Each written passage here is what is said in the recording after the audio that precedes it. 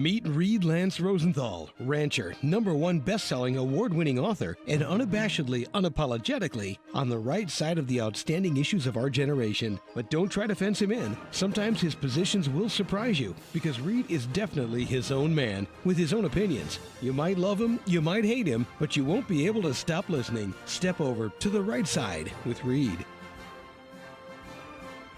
Howdy, viewers and listeners, coast to coast, the Gulf to the 51st state, and around the globe. Reed Lance Rosenthal on the Right Side Radio and the Cowboys Take. You know, those video channels everywhere. And please, it's free. It costs you nothing. It takes you 1 second. Pass this link on to somebody who you think needs this information or would be interested in it. And hit that subscribe, hit that like, and hit that little bell so you know when these come out. And you might notice that, gee, this is just a couple days after the last show. I'm kind of getting back on schedule here. Wow. You might also notice I got my G.I. Joe camo on. That's because hunting season starts out here tomorrow. And I'm going to take a couple days off and go up to the upper ranch and see what happens. So there you go. I would have dressed up for you a little bit more, but I'm late as it is. In fact, I should be on the road up to the upper ranch right now, but I'm talking to my folks.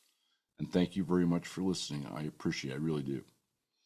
So today, as promised, this show is about the reality of money, and it's the first of 3 shows because we have a lot to discuss on this. And this show I'm going to keep just very general.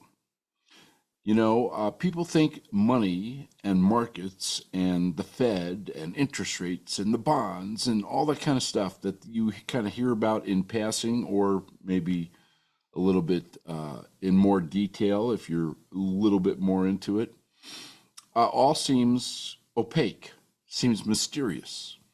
But it's really not, you know. You can boil it down to its simplest elements, and I think that you'll greatly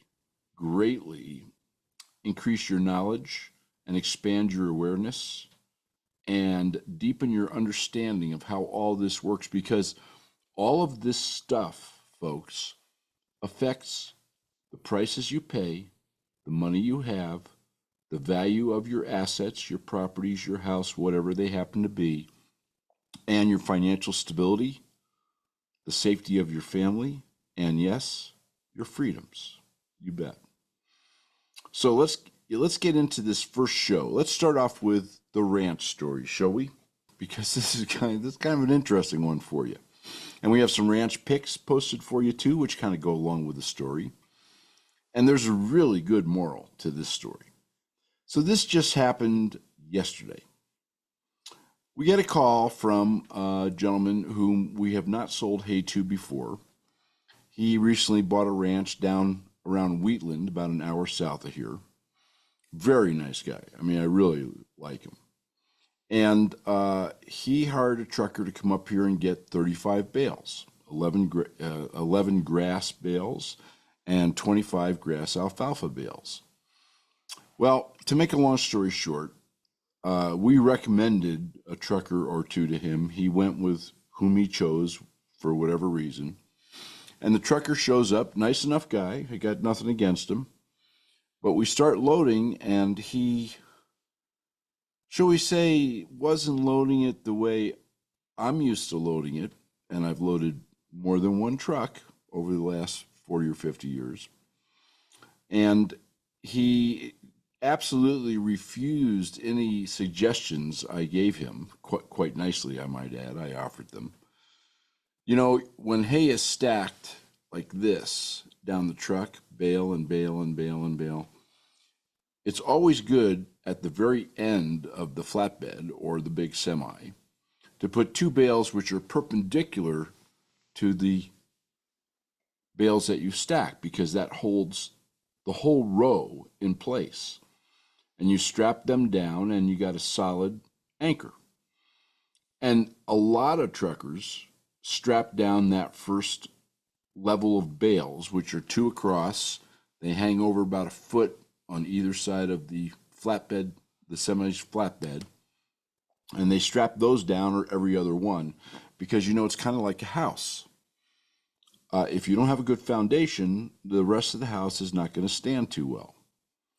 Well, not only did this gentleman not strap down the bales, despite suggestions, or go with what we call the anchor bales at the end of these long rows. Remember, these bales are round, right? So they roll around here. He kind of ignored that piece of advice too, and then he wanted to stack them too high for both rows. In other words, you have 2 rows of bales on the bottom, overhanging the edges of the flatbed. And generally, you put one bale right in the middle of those all the way down the flatbed, and that's your load. Some trucks have decks and all that kind of stuff. I'm not going to get into that with you now. But he wanted to put them 2 abreast. In other words, for every bale on the bottom, there was a bale directly above it. And you can kind of picture this now. Bales are not, the weight isn't quite even. The weight distribution is certainly not even. They're round. If they've been sitting on the ground for a while, one side might be concave. This is an imperfect stack, shall we say. And imperfect stacks need to be anchored, and they need to be strapped. I mean, you got to strap the living hell out of them. Well, anyway, we get that all done. And then he starts pulling out from the stack yard with like no straps on. And I waved him down, said, don't move that truck till you get this strap. You're going to loosen everything up. It's not going to be good. Well, he moved the truck another 100 yards into a grassy area, which was nice and bumpy, which of course makes the bales kind of go wompy, wompy, wompy and separate and get loose. And then his straps,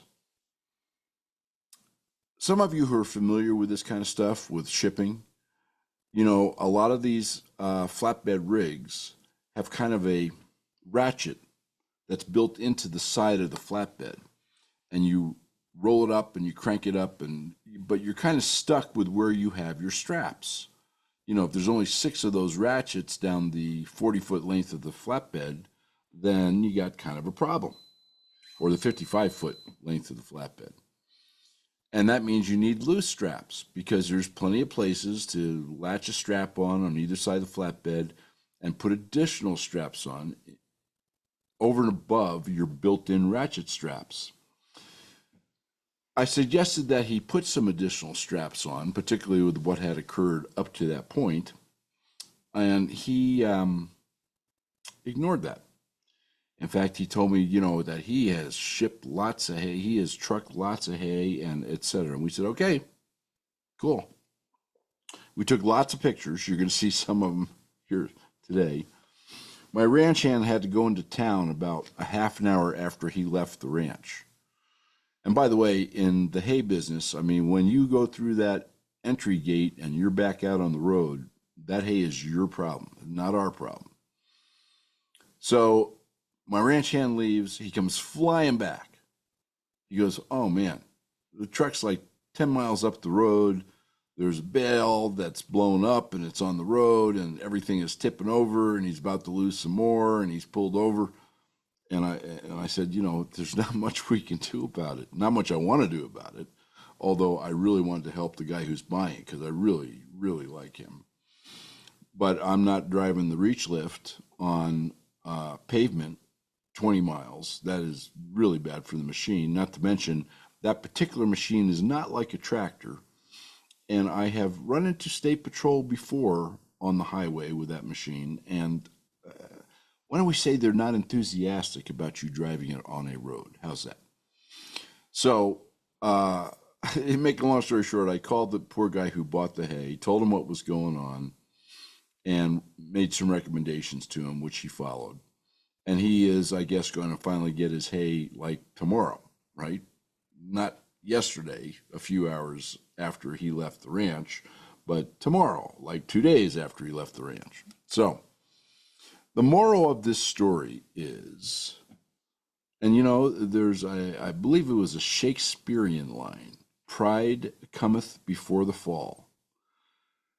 Anytime somebody who you think kind of halfway knows what they're doing and who's offering advice in good spirits, not, you know, to be ostentatious or overbearing or controlling. It's always good to at least listen to and think about that advice. And if you decide not to employ it, that's up to you. But generally, advice offered in good faith, at least some of it is worthwhile.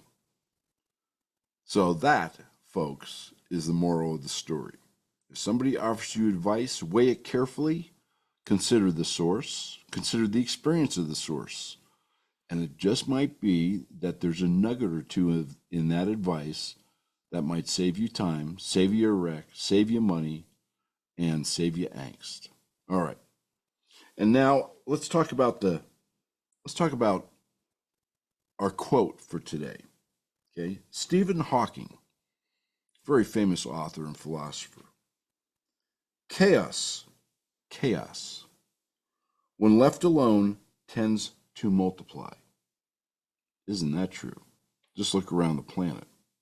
And we're going to do a little rat-a-tat-tat, really quick rat-a-tat-tat before we get into this first of The Reality of Money series, which, by the way, is really apropos and really timely. And this is stuff you really, really need to understand, at least on the broad-based picture. We're not going to be going down the rabbit holes here. Chaos, folks, takes many different forms. And right now we have chaos in the financial markets. Oh yeah, the mainstream media, who's bought off by the wealthy families who run the planet and the global elitists and et cetera, and people with ulterior motives and aims and desires. They'll tell you everything's great, right? The market's at all-time highs. It's going to go up forever, and this time is different. You know, I mean, anybody who says this time is different to you when it comes to economic things, run like hell. But what we have going in the terms of chaos is also chaos around the globe, and you're not hearing about a lot of it. Now, to Trump's credit, I mean, I give him all sorts of kudos. He got this Mideast peace deal at least done, at least inked. The hostages returned. I'm not sure it was a good trade. 20 live hostages and a number of dead hostages for 2,000 hardened, seasoned, and now really motivated and embittered Hamas fighters. But it is what it is. Anyway, I will stick with what I told you in the last show. No fault of Trump, no fault of the United States, no fault of anybody. A leopard does not change its spots. It is the frog and the scorpion, and you can figure whether the Israelis is the frog or the scorpion, or the Arabs are the frog and the scorpion. Doesn't matter. I hope that this peace holds. I fear it will not. And you know, just like in the markets, when you think something's going up and it hits that top line that in the chart, and then it tips over, it comes down twice as hard. We shall see. Argentina. I misquoted in the last show. No, it wasn't the Argentine.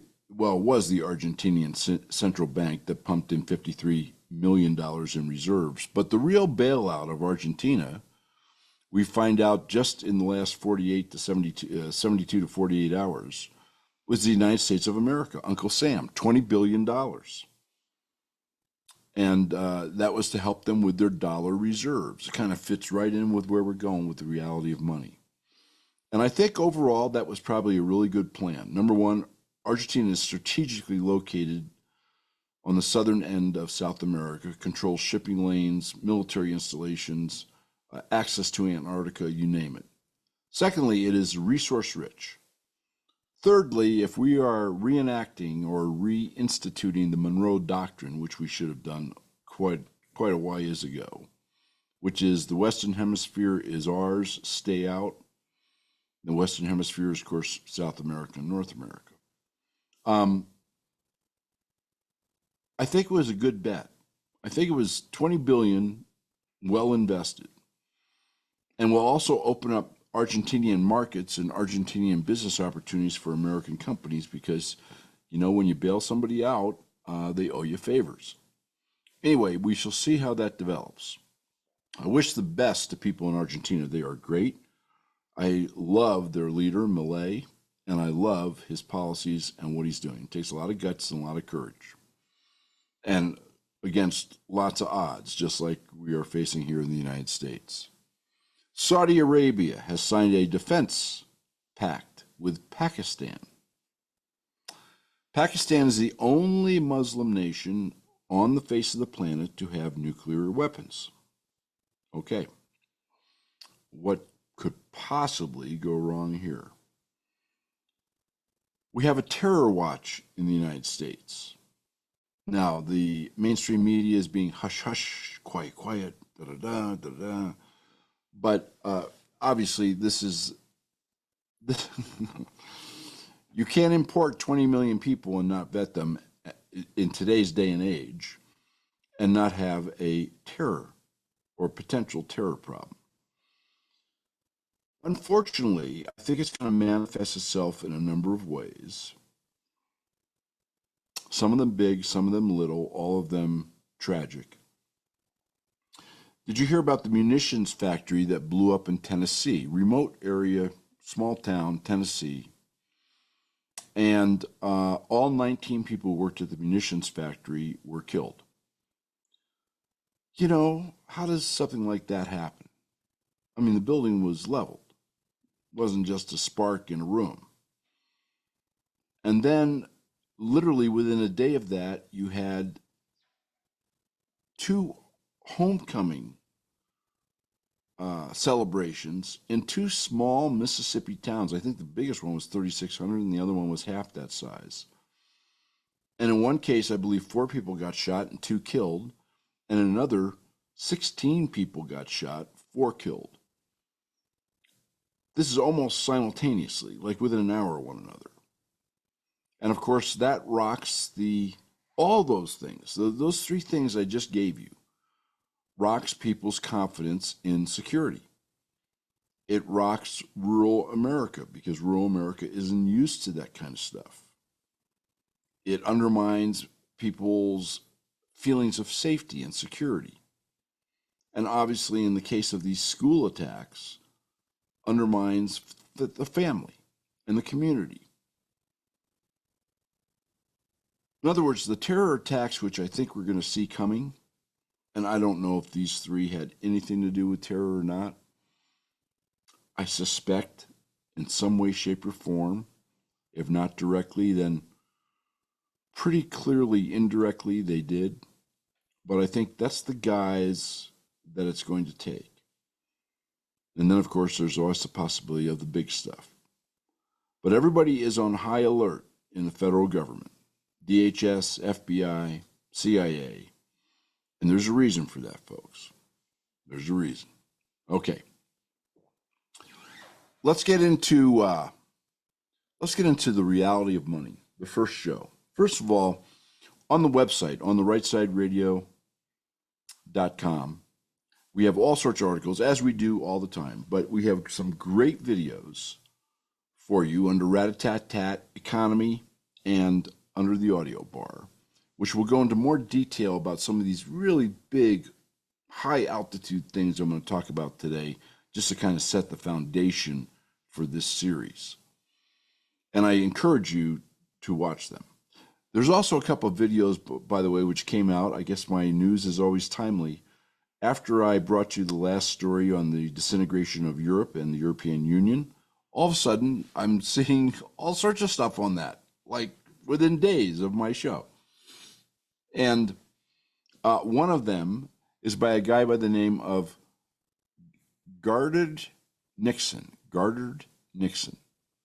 And it's on the website, on the rightsideradio.com. And I'm telling you, this guy, first of all, he nails it. And secondly, he is hilarious. And it's about Europe saying they're going to go to war with Russia. You really have to watch it. You will just laugh your butt off. Laugh your butt off. Okay. We're also posting some previous shows I've done to go along with this Reality of Money series. The history of banking in the United States, the history of the Federal Reserve, and the history of money.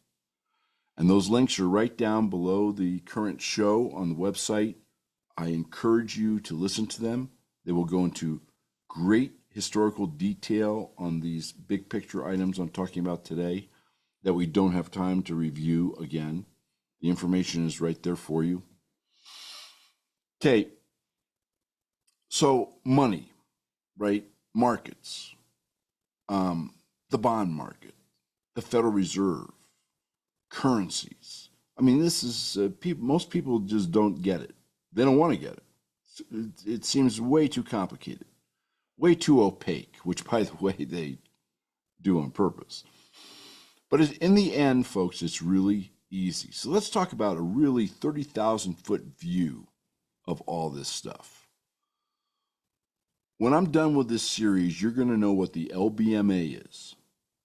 You're going to know what the COMEX is.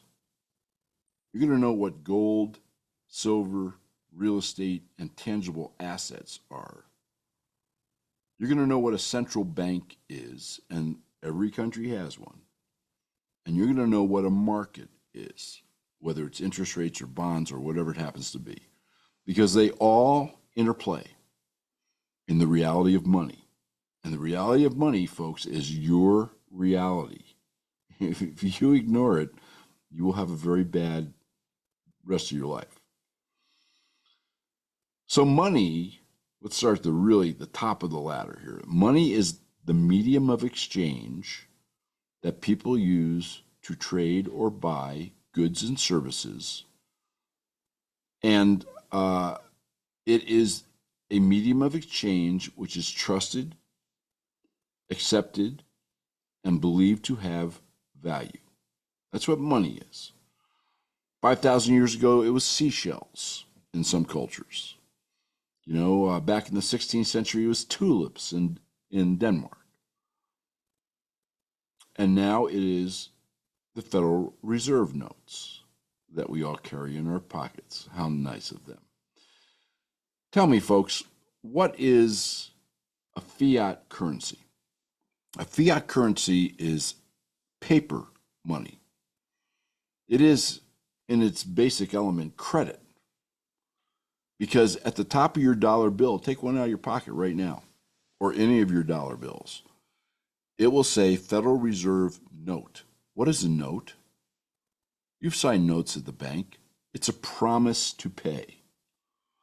So therefore, when you trade that dollar to somebody and they accept it, or vice versa, you're trading based on your faith and confidence in the Federal Reserve and the United States' ability and willingness to pay that note that piece of paper represents.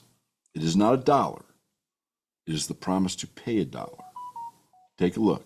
Take a look at just pull one out of your pocket right now. And fiat is just paper, backed by the full faith and credit of whatever government happens to be running the printing press at that particular moment. Whereas real money is money which is tangible. It is a hard asset. It can be real estate. It can be crops. It can be vehicles. It can be gold, silver, copper, platinum, lithium. Doesn't matter. But it is something that is tangible. It is real. It is not duplicable. You can't build more lithium. You can't build more silver. You can't build more land. And therefore, it has a scarcity which helps it maintain its value in terms of real life, not in terms of fiat currency. Because there's another thing about fiat currency. The more paper, the more of those notes that your government, United States, Canada, wherever you're, anywhere in the world, France, I know I have people listening to me in Israel, South America, wherever you're listening to me, your government prints money. And it is fiat money. And it is backed by the full faith and credit of your government to the extent you believe in that. But it is not the same as something hard, tangible, and scarce. And the more scarce something is, the more valuable it is. The less there is, the more it is worth. Well, the same is true with fiat currency. The more they print, each one of those, in the case of the United States, Federal Reserve notes for $1 or $10 or $5 or $20 or $100, whatever, the less each one is worth, because what there is more of is worth less. So the basic definition of money is the medium of exchange that people will accept based on their trust in that medium.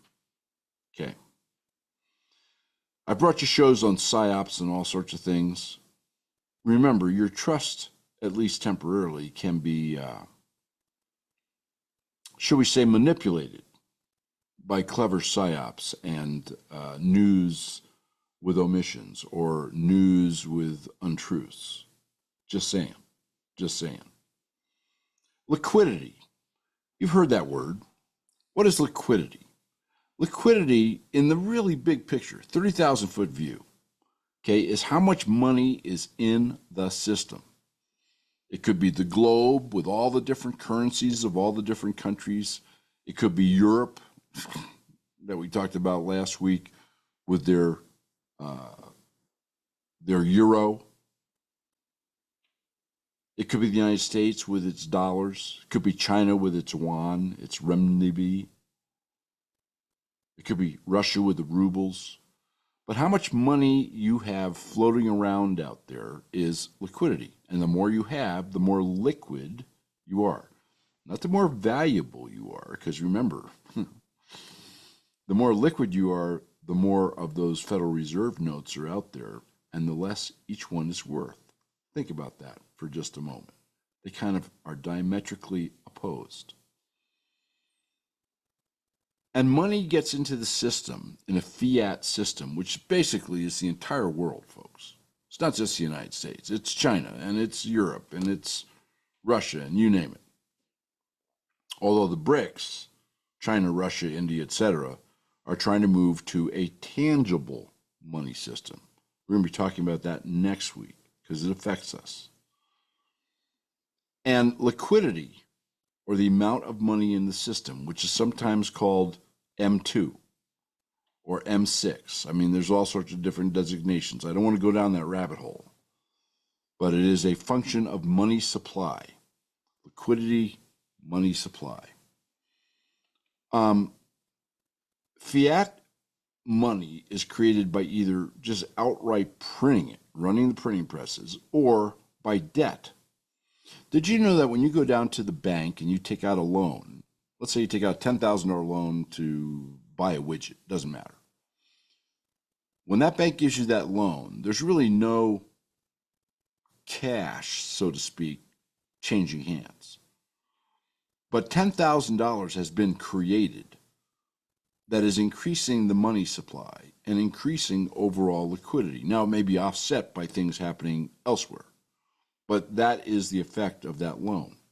So liquidity and money supply, which are linked, are created by printing and by debt, because debt is pretty much manufactured out of whole cloth, thin air, in a fiat system. Remember that the more dollars that are out there, the higher the money supply, whatever measurement you want to use of it, M2, M6, you name it, and the less each dollar is worth, because it is less scarce. There are more of them.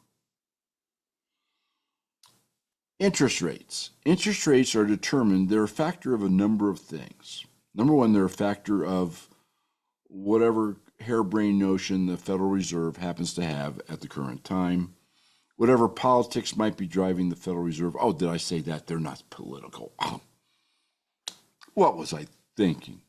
They're completely independent. Oh, yeah.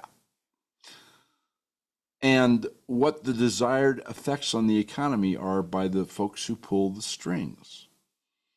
And you know, sometimes it behooves the folks at the very top, the very tippy top, to make things rough for everybody else, because that gives them an opportunity to grab everybody else's stuff. We're going to talk about that in the third part of this series.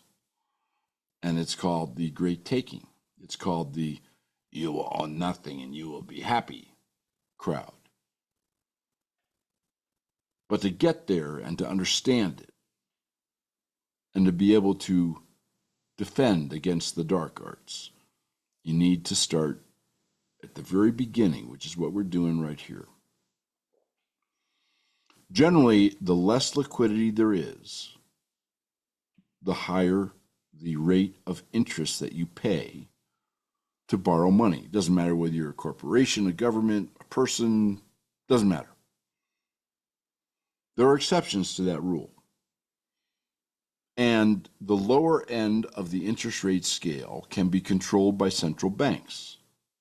Short-term notes, 1 month, 3 months, 6 months, 1 year, 2 year. But the longer end is not controlled so much by central banks. That's controlled by the market, the bond market. And what is a market? Let's talk about another really big picture concept. Because people hear the word market, and I don't mean, the fish market. I don't mean the Wuhan market. We've talked about that one before. I'm talking about the financial markets, or the market for widgets, or the market for metals, or the market for wheat, or the market for whatever. Market value, folks, is not based on appraisals. It's not based on some talking head telling you what it's worth on, CNBC, or hopefully you're not watching that crap. But if you are, none of this has any bearing to reality. The reality of a market is what a willing buyer is willing to pay a willing seller under no duress. That is fair market value, FMV. There's actually been court cases defining it. So that's the market. And generally, the more money, right, the more liquidity you have, and the more people who are wielding that liquidity, pursuing some asset, the more that asset is going to go up, not in value, but in terms of in the case of the United States, the amount of dollars you need to buy that asset. This is a very important concept. We're going to get into it in more detail next week. It's fascinating, actually. It will change your mind about how you think about your assets. I guarantee you. It'll make, at the very least, it'll make you think. Real money is only tangible assets. Fiat money is not real money. And that, folks, is the reality of money, which we're going to go into in a lot more, I think, fascinating detail over the next 2 weeks. And then we have currencies. What are currencies? Currencies are the national denomination of quote-unquote value. And what do we talk about value? Oh, that's right. People's trust, faith, etc. in whatever the medium of exchange is. And that medium of exchange, whether it's shekels in Israel, or pesos in Argentina, or dollars in the United States, or euros in Europe, or yuan in China, it doesn't matter. It all comes down to, it is a currency, it is fiat money that in the end relies solely on people's faith in it, or people's faith in the willingness and the ability of the government behind it to back it, to pay it. And all these things, currency, liquidity, markets, tangible assets, fiat money, they all swirl and they are all directed, and they are all used increasingly. You've seen the United States, regrettably, do it, taking $300 billion of Russia's money. But all wars are economic. And the battle of the currencies and the battle of the real value of currencies and the battle of the resources or tangible assets which back those currencies or in many cases do not back those currencies is all at play in these geopolitical tensions which we see literally boiling around the world right now. From little ones to big ones to ones you hear about to ones you probably don't hear about unless I tell you about them. And that's why it's really important that you understand the reality of money, because in the end, money, whether it's tangibles, resources, land, whatever, or whether it's fiat, if people still believe in it, money is the driving force of power. And power is the driving force of competition.